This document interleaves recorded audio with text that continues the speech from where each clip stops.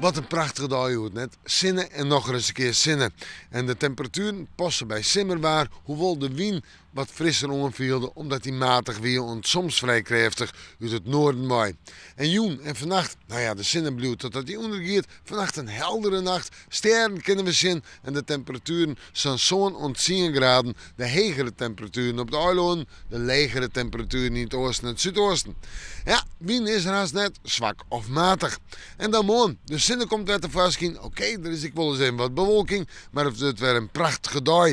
Een simmerdag met temperaturen om bij de 16 of 17 graden direct onder de kust en op de eilanden. Want het zijn 20 graden in het oosten en het zuidoosten van de provincie.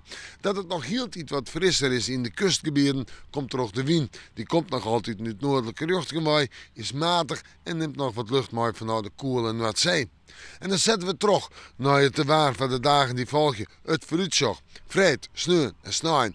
Vreed een temperatuur om er bij de 19 graden heen. Op een soort plakken dus een 20 of 21. Hield vooral van verder op de provincie. Een prachtige dag met flink wat zinnen. Ik nog wat bewolking. En hoe warmte sprutsen. Het weekend, een simmerweekend. Een weekend van het stroom, een weekend van de hegere temperaturen. Zijn 21 graden als gemiddelde temperatuur op deze 2 dagen. De zinnen erbij en let erop snijkans op mijn of tong erbij. Maar het warme waar, zal ik takken mieke wat bluwen. We maken morgen maar weer even in het waarsje.